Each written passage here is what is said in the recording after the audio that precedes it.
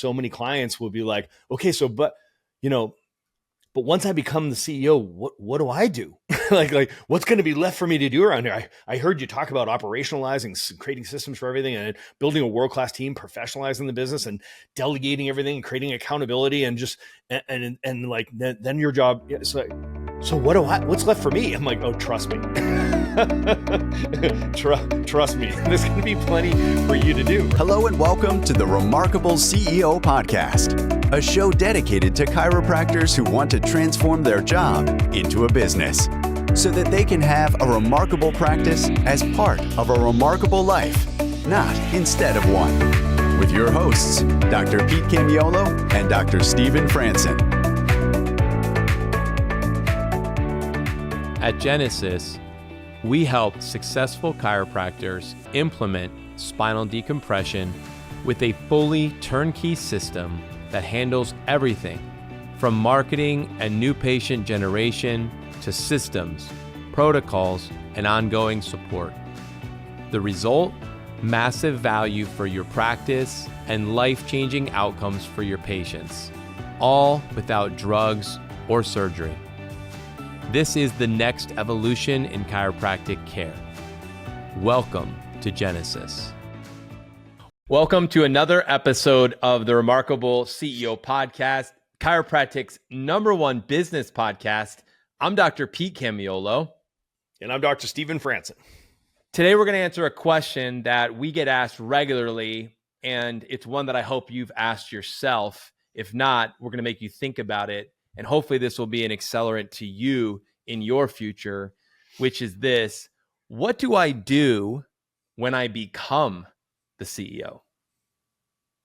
You might think, man, I never thought about that question before, but we get asked it regularly, Dr. Stephen, don't we?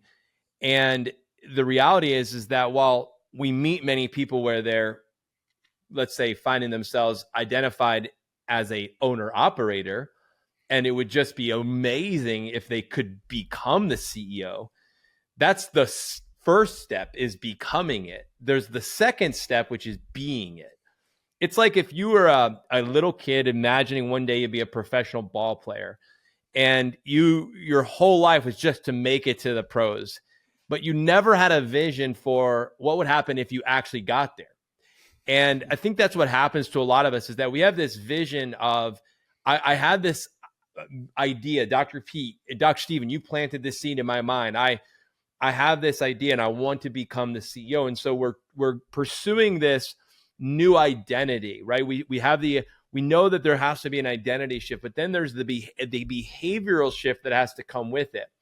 And what I've been spending a lot of time with recently, Dr. Stephen, is talking to people about the identity behavior journey, where those two are going to continue to be at odds with each other. You're going to have to keep wrestling through the identity and the behavior, because those go hand in hand. And if you start to entertain and allow behaviors that come back in, that owner-operator behaviors, it's going to start to rob you of your true and new identity that you're trying to walk in. And so you have to have those two things that go hand in hand. For us today, what we want to talk about is what are the behaviors? Like, what do I do if I've ascended and I've stepped into this role of becoming a CEO? What does it look like for me to be that CEO, right? And not just be a CEO, but to be a remarkable CEO, right? Because there are many ways you could function in this role. We want to identify the right way to function. Like, what is the next 10, 15, 20 years of my remarkable career look like now that I've ascended into this role? And I want to function now, right? It's about functioning as the CEO. So going from the owner-operator laborer to the CEO leader, there's a major shift, the identity shift 1 and the behavioral shift 2 to get there. But to stay there, you have to keep the identity and the behavior going. And that's what we're going to spend some time today discussing. So good, man. So, when it comes to our professional walk, so many people have their identity wrapped up in what they do.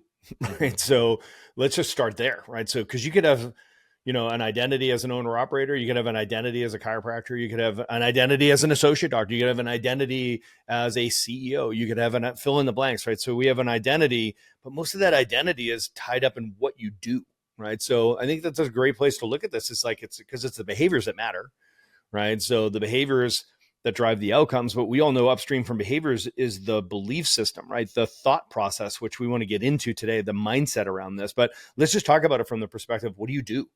Because where you opened up was exactly right. So many clients will be like, okay, so, you know, but once I become the CEO, what do I do? like what's going to be left for me to do around here? I heard you talk about operationalizing, creating systems for everything, and building a world-class team, professionalizing the business, and delegating everything, and creating accountability, and just and like then your job. It's like, so what's left for me? I'm like, oh, trust me. Trust me, there's going to be plenty for you to do, right? So that's really where I want to go with this conversation today is like, what do you do around here, right? So, we're big on scorecards and KPIs, right? So, and I love scorecards and KPIs because it creates clarity, and clarity is the greatest accelerant, right? So what do scorecards do? They create clarity around job descriptions. And what do KPIs do?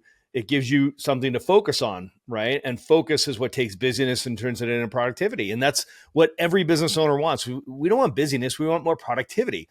Well, we're giving you the keys to this, right? So the big idea is everything has to be captured on a scorecard: job description, KPIs, and goals and outcomes, right? So it's all captured on a scorecard. So if we take this to a scorecard conversation to say, all right, well, what is my identity? My identity is, what do I do? What do you do? Well, that's your job description. Okay, well, your job description gets captured on a scorecard, right? So if you look at the activities that you're responsible for, that's what you do around here, right? So each one of those activities is measurable. That creates a KPI, key performance indicator, all right? And we set a goal for that. And now you're accountable to that. You're responsible for the activity and accountable to the outcome. Do you see how this all lands so beautifully? It's like, so we're really having, once again, a scorecard and KPI conversation because my identity is this scorecard, right? So I'm an owner operator, and man, I've built an identity around of how many rocks I move every day, right? So I attach the value that I deliver in this business to how many spines I checked and adjust, right? So it's like, how many new ones did I generate, right? How many did I close, right? All these things are like, this is what I do, right? So it's all a doingness in that owner operator model, right? So this conversation is making the ascension from laborer to leader. Mm-hmm. And it's not about how many rocks do you move, and that's the value you bring to your business, but it's you leading a team and inspiring them and creating clarity so that they can build a cathedral. You know the story, right? It's not how many rocks you can move personally, but how many rocks can you get a team to move into the shape of a cathedral, right? The vision of what you want to do. That's where you go from laborer to leader, Dr. Pete. And that scorecard looks different, right? So, and that scorecard, that job description, those KPIs, those look different. So when we're talking about an identity shift, this is not soft science, right? This is hardcore captured in a scorecard. It's objective and it's measurable. Your scorecard will look different as a CEO, okay? And the punchline of this is, what do you do as a scorecard around, as a CEO around here? Well, a remarkable CEO knows that we spend our career operationalizing, professionalizing, and optimizing the business to get it to its next level, right? To get your business to its next level. And as you know, there's the law of ones and threes, and businesses go through levels in ones and threes. And what does that look like and sound like? Well, in the chiropractic space, it sounds a little bit like this. The business you had at 100 patient visits a week will not be the same business. In other words, systems and team members won't be the same business that gets you to 300 a week. 300 a week, the same systems and people won't get you to 1,000 a week. 1,000 a week people and systems won't get you to 3,000 a week. Okay, some of you are rolling your eyes and being like, 3,000 a week. Yeah, yes, just follow me. It's ones and threes. Those are the levels, right? So, or maybe it's 100,000 to 300,000 a year, from 300,000 to $1 million a year, $1 million to $3 million a year, $3 million to 10 million, 10 million to 30 million, right? So this is how businesses grow. And Dr. Pete, it's in ones and threes. Mm-hmm. So when we say, what does a CEO do around here? Well, you operationalize and you professionalize and you optimize your current business to get it to the next level. That's the job of the CEO. Operationalizing, making sure you have the systems right. Professionalizing, meaning that you've surrounded yourself with a team of A players who are better at their role than you are. And then we can spend our time optimizing. And optimizing is all about driving greater productivity and greater profitability. I hope this is a refreshment for many of you who are listening, because I know, like, the value of being informed and then being transformed actually comes from the stage of implementation. And so I hope there can be some implementation that comes out of this for you as CEOs. Those of you who are aspiring CEOs, those of you who are actual CEOs, this is so valuable to you because, and again, Dr. Stephen, you said it, but identity, we identify so much with who we are, with what we do, and how you're doing, who you're being, what you're doing actually does matter. It does matter what you're doing. And so to hopefully set you free and open this door, I felt like coming into this meeting that there was like this door that's been like jammed. It's hard to get it open. We're hoping to open a door and like clear away all the stuff that's been sitting at the bottom of the door, blocking it, and like move it out so you can walk into your next season. It's like what is out ahead of you is so bright. It's so much more vast and bigger and better than what you've been confined. So if you're not operating in this identity and this behavioral profile with as a CEO, what you've been doing is you've been trying to like put one foot in one role and still keep your other foot in the other. Like you're being torn. Like you're being torn. If you feel that you've been torn, like I'm being torn between this and my practice and like my business, and then you're feeling the constraint of it by maybe team, not having the ability to keep team, or maybe your practice is floundering, or your finances haven't really broken through. It's because you haven't truly embraced fully going forward and moving into your next. And if that's you, and I'm speaking to you, like this is your opportunity to step into your future, to step into that role. And what Dr. Stephen is laying out for you is like, what is on your job description? The first thing is, you operationalize, right? If the business is not optimized, well, guess what? The question was to grow to the next level. So whenever we're growing to the next level, as Dr. Stephen, you're sharing, it isn't optimized to grow to the next level yet because we haven't made it to the next level, ones and threes. So if you find yourself at 300,000 or you find yourselves at 1 million or wherever you find yourself, if we just use revenue as our target, what will have to happen for us to go from 1 million to 3 million? That's what your job description is now. That's what you're doing, is operationalizing and professionalizing the business. And so 2 questions you're going to answer. Is this a who issue or is it a how issue? That's what we're going to land on today. And we'll spend the rest of our time really talking through this. Is this a who question, Dr. Stephen, or is it a how? If it's a who question, then it's a professionalized category. Right? It's going to fall into the professional category. It says it's a people thing, right? If it's a who issue, right? Then we're solving that. And we have a framework that we use to solve it. If you're familiar with our work, you know about the 4 rights. And each one of them is really vital, right? You can't skip one. There's an order to them. The 4 things you have to get right. You've got to get the right person. The right person is the person who aligns with your business core values. Right. So that means they share those values. We can't move past go if we don't align and share our core values. Number 2, I buy into the vision. When you cast that vision, you share with me where it is that we're going in now, next, and ultimately. And if I'm new to the team, you can even bring your past story with it, because that actually brings clarity to my vision of what was the genesis of this organization. Wow. And I'm coming in on the interstate 50 miles up from where you guys started. Wow. This is an honor for me. That's also part of vision, right? And then are they an A player? And so then the A player has a certain characteristics. One of them is they have a heart, which is sharing your vision and values. Number 2 is they have the skills that are needed to fulfill the position that you're about to fill. And number 3 is they've got the talent, like they're natural talents. We want to put people in their zone of genius. Right person, right role is going back to again, is this your area of genius? Is this something you're passionate about? Do you have the ability to do this better than the way we were doing it right now? In other words, can you help us grow, right? Growth is the goal. Right person, right role, clearly defined, like you said, scorecard with the KPIs, with the job description, all of that. That's just the first 2 things you got to get right. And there's more to that, but then it's the right work, which is these are the areas of responsibility. This is the things you're going to be doing. You're responsible for this work, okay? Now, we do work, right? We don't do outcomes. We do the work. So we do action steps. These are all the action steps. There's a long list of responsibilities that, you're going to be doing.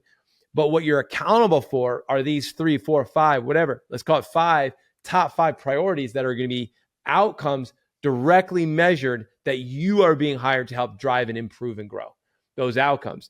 That's the right work. And then doing it the right way. If you do the right work the right way, which is what training is all about, you will drive those outcomes. You have a better chance of driving those outcomes. That's the first thing we have to ask. Is this a who challenge? If it's a who issue, then let's go through that framework and let's go through each step of the 4 rights to make sure we get that right.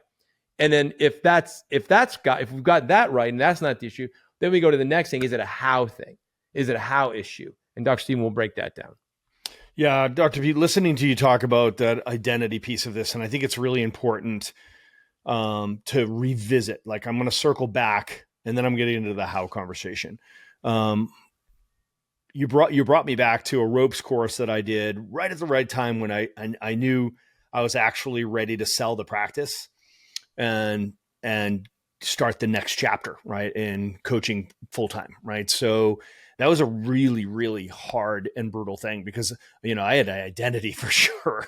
Dr. Franson was a deep tattoo on my nervous system, right? So, and it was like, oh man, I am literally walking away from this thing, my first child, the first baby, Camilla and we're going to start this new and scary thing, right? That it was wicked hard to make that identity shift. It was like, it wasn't the financial fear. It wasn't the, I don't know if we'll be successful. It was literally like, oh my gosh, I'm a nobody in this space coming from a place where I was really somebody, right? So it was like, that was an identity that I was walking away from, right? It's wicked scary. And I went there emotionally as you were describing that, right? So thank you for bringing me back to that, because I can remember this exercise that I did in this ropes course, which I think is originally a Tony Robbins, and I want to give credit where credit is due here, is because I heard him make reference to this multi-vine experience, which is where you are like Tarzan going through the jungle, going from vine to vine to vine.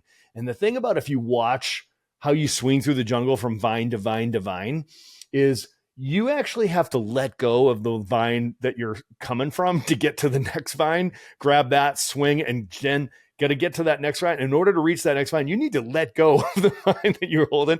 Otherwise, what ends up happening is one of 3 things. You either miss that vine out in front of you and you swing backwards, right? So, or you just miss the vine out in front of you and you hit the bottom, right? So, or you get stuck in the middle holding both vines. Right? So none of those scenarios are good, right? So letting go of that old identity is a requisite. It's required for you to get to the next identity, to keep that velocity and that swing moving forward, right? So this has to be really intentional, really deliberate, and it's a backflip, right? There's no half doing this, right? So to let go of an identity is a really hard thing, right? So I just want to respect that and give that its due. And for some of you, you're feeling sphincteric around this, and it's very visceral, like what I was just describing. I just want to clear up some confusion. Is when you're making the ascension from owner-operator to CEO, it does not imply that you never get to adjust anybody anymore. And I know that that's a big kind of hang up that chiropractors, especially principled chiropractors that love to take care of patients, they're like, but I love to adjust patients. Like, who said you don't get to do that anymore? Okay. So when you do this ascension properly, what you create is optionality. And optionality is the fruit of durability. Okay. So optionality means that you get to choose what's the highest and best use of your time and how should you be spending your time. That's what optionality is. So for me, it was, I love taking care of patients, right? So if I get a new scorecard and a new job description that lands on a scorecard as a CEO, what are those responsibilities that I'm going to be assuming as CEO if I'm letting go of being the owner operator? Man, can I take clinical care with me? I'm going to tell you right now, resounding yes, if that's what you choose to do. Like, I had the option of doing that. And one of my 5 bullets in my job description was clinical care. It was, yes, I'm going to be the CEO. Yes, I love marketing, so I want to stay in the marketing side of things. Yes, I love team building, specifically training my doctors. I love to coach my chiropractors, my associates, right? And I want to do clinical care. And by the way, I also, want to make sure that I keep an eye on the finances, right? So those were my 5 bullets, right? So at the end of the day, you have the optionality when you become that CEO. Like, your scorecard should represent how you spend your time. These are your responsibilities, right? And their KPIs are going to be a reflection of those responsibilities. So I just want to clear that up, Dr. B, because I think the whole idea of walking away from an identity really very often that prevents people from making the ascension. You don't have to let go of those things that you feel are fully in line with your purpose, and that they energize you and they drive your financial machine, right? So, but the key word, the action word here is choice. You get to choose what's the highest and best use of your time. Like, I'm the CEO of the Remarkable Practice, but guess what? I spend a good deal of my time coaching chiropractors, which is just like adjusting patients. I don't have to coach chiropractors. I love coaching chiropractors. I get energized by it. I love rolling up my sleeves, right? I love wading out into the deep water with everybody. And it's like, man, this is what I'm called to do. This is where I'm supposed to be. And it energizes me for everything else, right? So, other things pay me really well, right? So I enjoy doing them, I'm good at them, but they pay me really well. So that may be what energizes me over here. When I'm coaching chiropractors, it's just like adjusting patients. Man, it energizes me for everything else. So I just want to make sure everybody identifies the identity of a CEO. A big part of that is optionality. You get to choose what is the highest and best use of your time. Okay. So that being said, one of those bullets was being a CEO. And what do we do as CEOs? We are operationalizing, professionalizing, and optimizing the business all the time, just like fitness. It never stops to get us to the next level. Operationalizing, making sure that we have the systems to the next level. Professionalizing, like you said, making sure that we have the team that will get us to the next level, that'll pull us forward. And then optimizing that business. And when it comes to optimizing the business, we're simply asking the question, is it optimized 0 to 10? 9s and 10s mean we're crushing our goals. 8s mean we're close. And if we finish strong this week, month, or quarter, we will. 7s, close but no cigars. 5s, worse than 7. 3s, worse than 5. 1s, worse than 3, right? Sound familiar, guys? Is it optimized, yes or no? And if it's not, we first ask who. Is it a who issue? Is it a person, people problem? Because 95% of our problems are people problems. Or is it a how? And when we look at the how, like you said, we're asking, is this a process issue? We have to look at our systems and the behaviors and the compliance to the system. Or is it a proficiency issue, where it's about training your team and building their skills? Or is it a priority issue, which means that we need to assign a KPI, put an incentive program around it, somehow energize this because we've just taken our eye off the ball? Or is this a project? That's something that doesn't exist in our business and we need to put it in place. Let's assign it to somebody. Let's create it. Let's integrate it. Let's implement it. And eventually to become that person's priority, and we'll assign a KPI. Dr. Pete, operationalize, professionalize, and optimize at each level as the CEO. And we ask the questions, is this a person? Is it a process? Is it a proficiency? Is it a priority? Or is it a project? Please stick around for more business insights from this week's bonus interview with our remarkable success partner, dedicated to helping you more successfully help more people. Enjoy. Hi, everyone. We have the very special guest today, Dr. David Fletcher from CLA, an amazing man, a good friend of TRP, a good friend of mine. So, David, do you want to introduce yourself? Yeah, absolutely. Malcolm, it's going to be in the most interesting 10 minutes of anybody's life here because they get to listen to what we usually talk about. But anyhow, it's wonderful to be invited and to be a part of the TRP family. We relish every moment at CLA that we get a chance to, interact more closely with TRP clients. And I think the real reason is that when we take a look at the values that drive both of our companies, there's really no separation at all. We finish each other's sentences, so it's a wonderful experience. That is for sure. You've been personally. I've used CLA your services since 2000, so 25 years. I've been a CLA client, integral part of my practice. So. A lot of the listeners, most people would be aware of CLA, but what I really want to know, and I know what our listeners want to know, is what are the problems you actually solve for a practice? Well, I think one of the most important things that we focus on and really use as a solution for everyone, it's not even a style of practice, it's for everyone, is what we could determine or call the critical shift. Is that there's this moment in a chiropractor's experience and a patient's experience of where you have to take it beyond what their expectations are in the delivery of your care. We know that the vast majority of people entering into a chiropractic office aren't coming in and saying, arouse my innate. What they No, are saying, unfortunately. what they are saying is, I have a problem, and so we need to convert those people to hear our story. And one of the things that matters, and what chiropractic has always been about, is looking deeper into the nervous system. Right from the very start of the origins of our profession, we talked about the tone of the nervous system.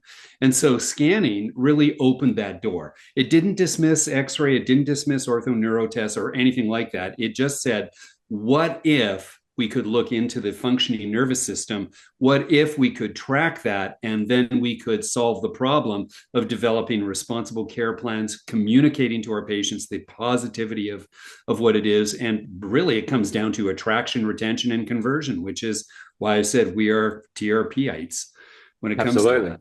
So let's get specific here. And I know that CLA helps in all areas of practice through attraction, conversion, retention. So how specifically does it solve people's problems if they're having attraction problems? How does CLA solve that particular problem? I think it usually begins with somebody, a parent or an adult, coming in to have the first visit, and it's going to be pain-based. It's going to be, I have a problem, because we haven't oriented them otherwise. And they start to realize that you as an examiner, you as a team, have the ability to really listen to them, but take the whole examination and reporting process deeper than what they thought. And so you set the stage for them to hear the story that you want them to hear, which is about, when it all comes down to it, the problem we really all face is conversion to a lifetime wellness patient. Let's just say that. We know that that's a dream, but we also know that it's a reality. I could look at your practice, and I would see that the retention that leads to that, not everybody stays for a lifetime. You and I did. We became chiropractors. But the reality is that it opens doors, and it's an invitational model. So that's the number one thing. It brings highly visual. Well, you taught me this, is that it makes the invisible visible. Yeah. It allows the patient to have a clear understanding of what you are directing your attention to, and it vividly displays it in color and in scores and in trackable metrics. Yeah. It's one of the benefits, and we know that 70% of the population are primary visual. So that when they can actually see on a screen, on an iPad, or whichever way you deliver the reports, which the amazing inroads that CLA has had over the last, I don't know how many years it is, going from very wired machine to these wireless machines, and now to the iPads, and the reporting is just amazing. So when they can see it, when they can see how the nervous system is functioning, how does that, I know that it improves retention, hands down. The conversion process. So how does it specifically solve the problems of conversion retention?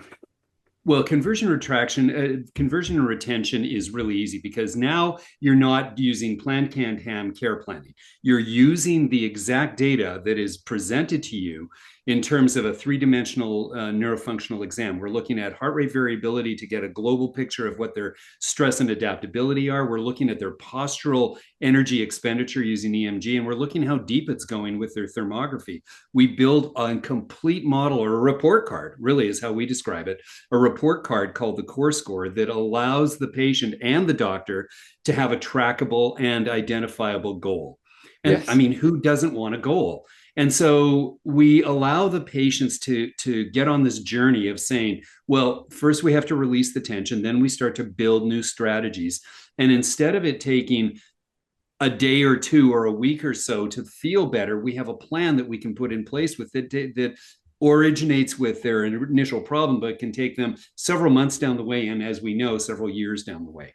Yeah, that's the retention conversion. You did ask about attraction, and I didn't really finish that because I got off on a usual on a tangent. But almost immediately, this is one of the most interesting things we see, and I know you can comment to this, is that we see the immediacy of family members coming in. Almost immediately, when a parent is scanned or a grandparent is scanned, they are so enthusiastic about wondering what a well-child checkup looks like. Remember, we're not into the pathology business, we're into the possibility business. And so when a parent sees that they'd like to have a child scan, how else are you going to examine a child's nervous system unless you're scanning them? And so they want want a baseline. They want to know that before their child gets sick or before performance becomes an issue, that they have a baseline in place with you. Yeah. And it's that baseline. I know personally in my practice, and as I said, been using for 25 years. What I realized is that the people that I thought were getting better, as in their symptoms were getting better, when I scanned them, I realized, yes, their symptoms are better, but their nervous system is improving, but it's got a long way to go. And that's the retention thing you're talking about. So I found that my retention jumped massively when I started using CLA all those years ago, and it is an integral part of my practice. And it takes a lot of stress off of the clinician, off the chiropractor, because first off, you're building the conversations not on what is good for what they might perceive as the practice, but is really good for them. And one of the things that we know is that they need chiropractic care at a certain level. We know that, and we can track that. But there comes a time when they now can move away from needing it, like intentionally needing it, to where they can choose to be inviting themselves into it. Correct. And when we take a look at these emerged practices like yours, and we have thousands of offices around the world, so we know exactly what we're doing here. We see practices that were the average practice of the people we're talking to is what we would refer to as a 20-80 split. 20% an 80-20 split. 80% of the early starts and the practice volume in a symptom-based practice is indeed short-term symptom-based. But we see the flip happening, that only 20% of people in a practice, of a mature practice that has built scanning and built the idea of retention into it, actually are just learning to become part of the 80%. In other words, that there's this natural progression from needs being met to being invited into this long-term better strategy called vitalism. Yeah. And this is, yes, we talk conversion, and a lot of time, effort, energy is put into that conversion process, the initial one I'm talking about. Yeah, so your day one, your day two process there. Then when you're looking at re-exams and doing this, and you mentioned goals before. I remember one of our patients in their practice, their actual goal was to improve their core score. And that was their goal. They said it. They said, I want my heart rate variability to be this number. That was their goal. So as far as re-examinations and that continuing process over time, how does it really assist people to give them a pathway beyond that? Well, we instituted something that I glamorously refer to as a rule of 12.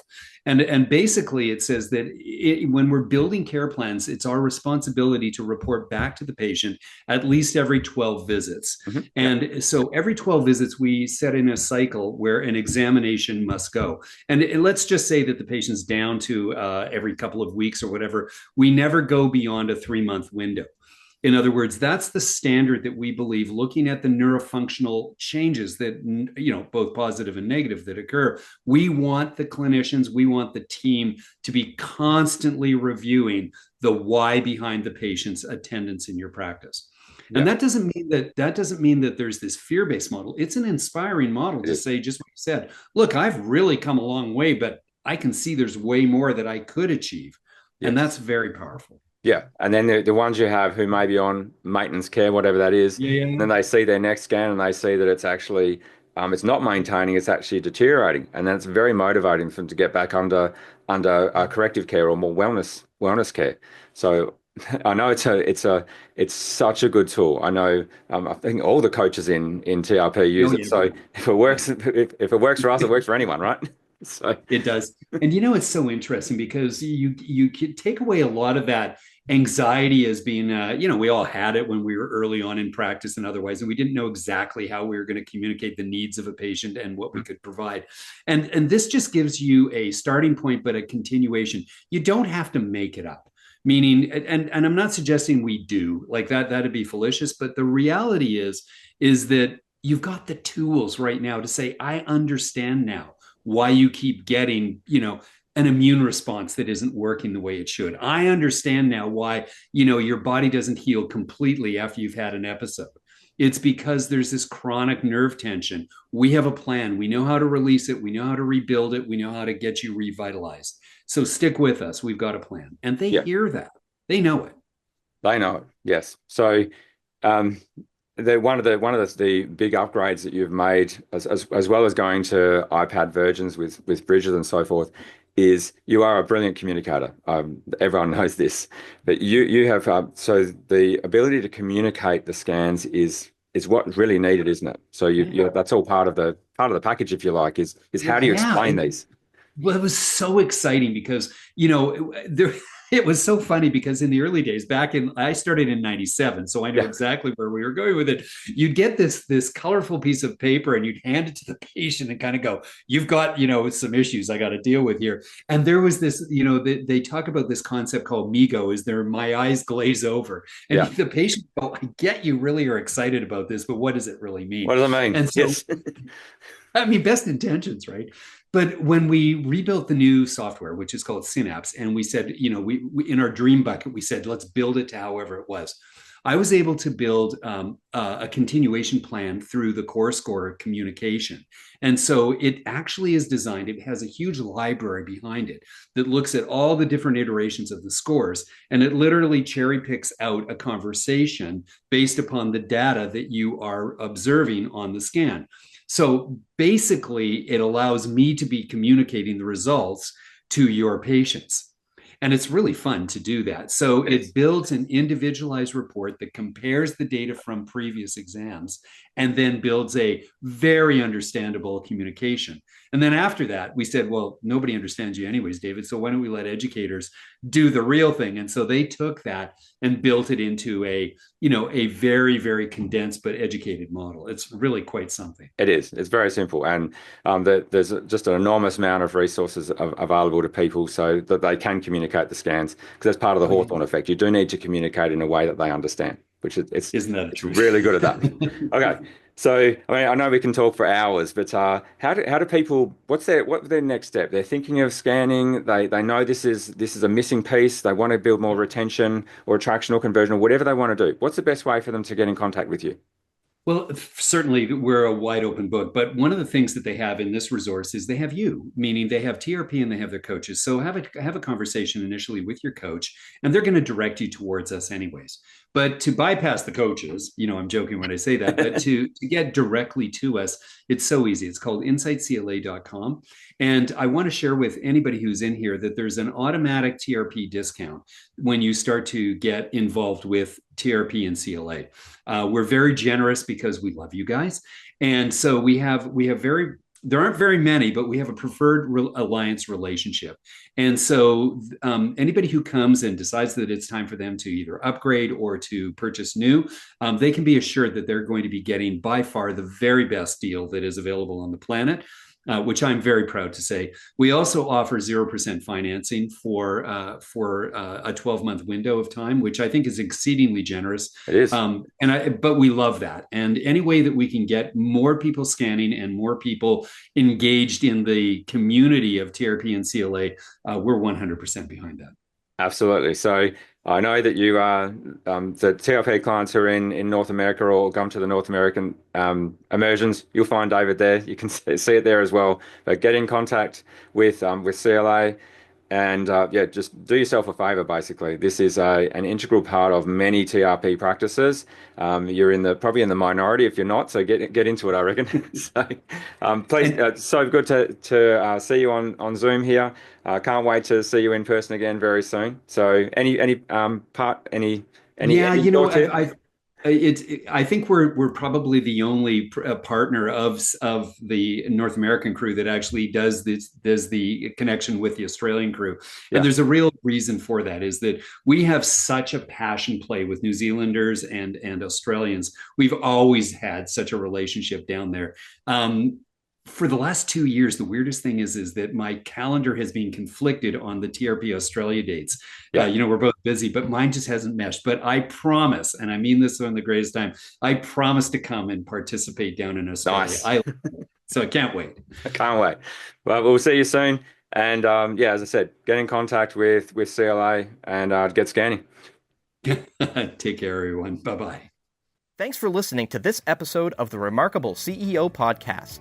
Remember, what the world needs now is chiropractic. and what chiropractic needs now is more successful chiropractors. If you like this podcast, please subscribe, share with a friend, and leave us a review. And if you'd like to connect with us personally, direct message us on Facebook, LinkedIn, or Instagram. Now go and be remarkable.